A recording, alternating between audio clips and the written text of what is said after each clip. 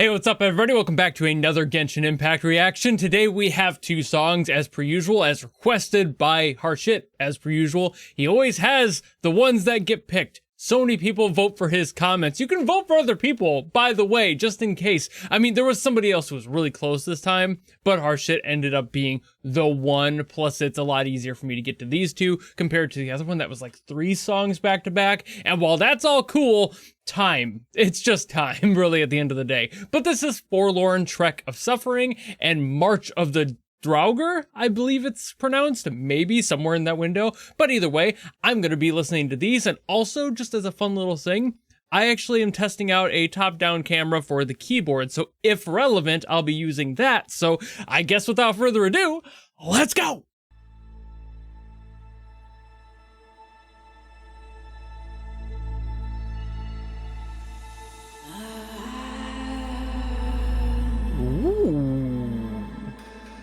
Whoa. Oh man, that sunk. That went dissonant.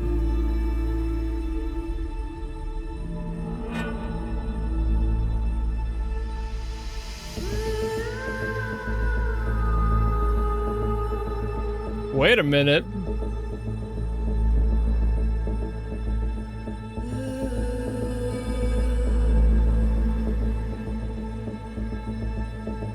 I love where this is going, actually.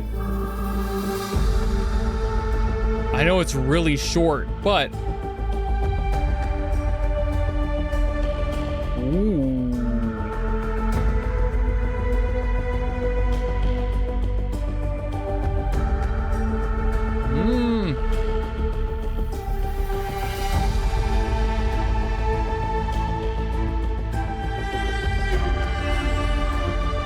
Oh.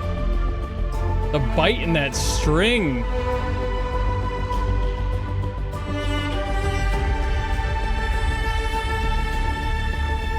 It's really hard to tell what instrument that is. I don't think it's a nickel harpa, even though that's usually what the instrument of the strings is for this area. It felt more like an eru. It had that like really biting quality to it that a lot of Asian stringed instruments tend to have. All right, so this one's cool because obviously you can hear the tension that belongs in this song and that the entire like front of this song is very front heavy with tension. All of the vocal stuff in there especially just really playing around with it. So this is fun. It's in A minor. So we have A minor there. Congratulations, you found it. Now you can see it. It's so fucking cool. Anyway, so we have F, G. We also have a little bit of like a D and D minor shift here. This is D minor here. And we just get a little bit of that dancing around. So it's very interesting to me how this kind of works with the A minor and then kind of, it goes down, I think. It kind of more goes to like E minor and then right up into the, so it goes like, and then up into the G. And then it kind of just cycles back around from there. But we do have a little bit of a an interesting choice here where it has that like lift up. We go from this G here, and then it uses this upper note here, the D, to then climb up to the G. Now we have like this octave going on here. But then before it reaches this note, because it kind of does that passage of... we have to turn it into a full D. So now we have... and that just has such a good resolution. I love that sort of a relationship. There's a lot of this like sort of neighboring situation, like I mentioned with the D and D minor, that happens also with, I believe, an A sus4, which is interesting, before it like settles into the A minor at one point. I'm not entirely positive on that one, but it feels kind of right because people love using their sus4s, and when they do it, it sounds so cool. But obviously the entire song kind of leaves itself open for the entire song. It doesn't really answer much of that until the very end. So when we get that, that kind of finishes the whole track out. But that one like really cool, like kind of minor crunch that we got earlier in the song, it's working off the A minor, and then it like has this, that like vocal line does that on the C, B, A flat. That's such a good, they just They don't really work together. They don't really do much, you know, but it's there. Also, another cool thing with the whole dissonance thing, and I mentioned the A sus4 and then the A minor. Technically, what happens with the G up to that D is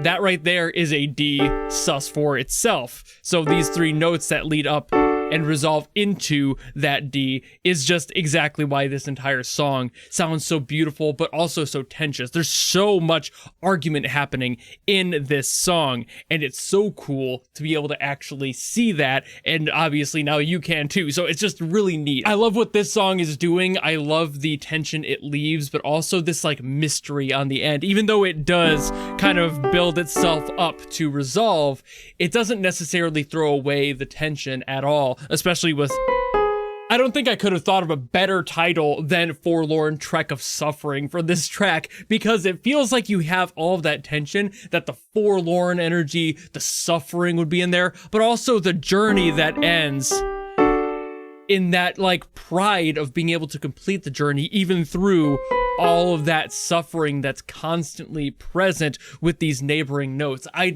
love that. Obviously, I say it a lot when these songs are cool that they're cool, and this is definitely no different. This is just one of those songs that has a little bit more detail to it that adds to that extra, having these neighboring notes that are fighting each other constantly and making it sound so much better. Now I have to figure out what March of the Draugr is, because that, as far as I know, means dragon, so I can only assume this is going to be a very, like, heavy, intense sort of song. I just don't know in what way quite yet. Oh boy. Oh boy, I was right already. I can already feel it.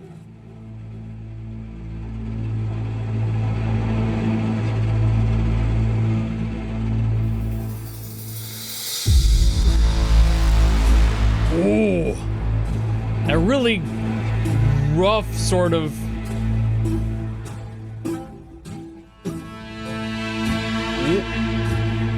nope, that might be a nickel harpa. Most likely is.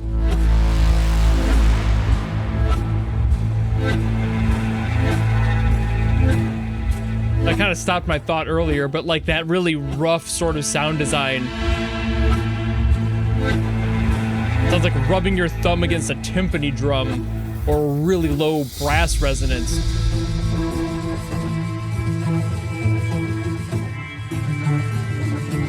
This isn't what I thought would happen here.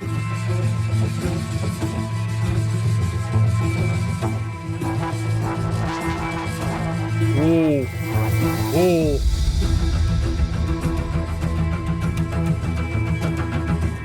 Those discordant little sound design things are really getting to me.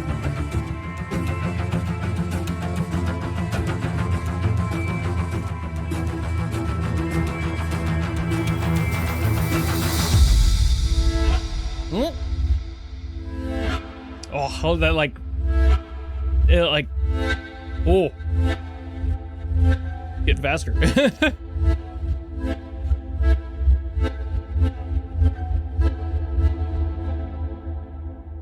Oh, another song that never answered any questions, even less so than the last one. It doesn't even like resolve anywhere. It just keeps that tension going all the way to the end. I guess that makes sense given all of the tension and sound design within this one, but like, whew, I am so sorry I'm about to do this. One, great song. I love how the energy of this one really holds over the entire way through. Like I mentioned at kind of the end of it, where unlike the last one that sort of resolved, this one doesn't do that at all. It just stays on the D minor, A minor, basically the whole time. There is a little bit going on there with some other chords, but it's mostly just those. There's like an E in there somewhere as well, so it's kind of like, okay, where it could be an E minor, it's a little bit hard to tell when these resonances are kind of all just packed together like this song has. But the reason I said I was gonna ruin this song for some people, it's not exactly one-to-one the chords, but it is a variant of the progression to Darude Sandstorm. So throughout this song we get a little bit of all of this, but like it's, yeah. I'm not entirely positive that that is the exact same chord progression, but it might be, you know? It's like, it's right there. If not, it's probably a D, but I think it might be a D minor, going down to a C, G, and then back up to the A minor. So like, I'm sorry for anyone that I just ruined this song for. Beautiful song. I really do love the sound design in this one, especially a lot of those like very heavy synth growls, kind of making you wonder what that could be. Perfect for something of an area like this. I'm assuming that that picture makes sense with the March of the Draugr, it being like a dragon's eyeball. Pretty sick, but also it's just funny that it's basically Darude Sandstorm, and it's just, again, it's mostly around the A minor and D in here, the D minor. It's not necessarily moving in that exact same position or progression, but if you include the C, basically, it turns into it with the other chords included in the song. So it's like, it's a little bit fudgy, but also really funny in its own right. But again, beautiful song on its own. I love the energy that this one has. I love what it brings, having all this tension in there that never gives up, and it really does feel like you're walking into an area that you just do not belong in. You should not be here. There is something that you can't see, might be there, might not be there, that could absolutely fucking kill you. So like having that in a sound is sometimes hard to do, but creating a sound design landscape that is so present that it makes you feel like you're not alone is the most terrifying thing. And I love it when composers really get that sense of dread in the song itself. And this song does that just by dragging everything out, no pun intended, as far as it can, and making sure all of those resonances really crush against each other, and then have a lot of texture in there as well. A lot like I mentioned, the timpani drum, like rubbing your thumb against one. If you don't know what that sounds like, it basically sounds like Godzilla screaming, you know? So it's that sort of energy that the entire song kind of brings. And especially like those really significant ones at the beginning and somewhere in the middle where it was like, oh, that is noticeably different. It's a little bit more rich. It has some more qualities to it that makes you go, is that here with me? It's not just the, you know, random noises around me in an area unfamiliar and potentially things that could kill me. There is something that is making that noise present. Something that's that rich, that has that full of a quality to its voice in general is going to be there, you know? They don't have recordings like we do here. They can't pump that out through a speaker system the same way we do in our world. So hearing that in that fidelity with that much detail in the middle of this location, hell nah. So a really, really cool song in general, but mostly in this case for all the sound design stuff. The other one was a little bit more fun with the music theory stuff of it all, but obviously there's still some fun you can have with this song, much like I showed.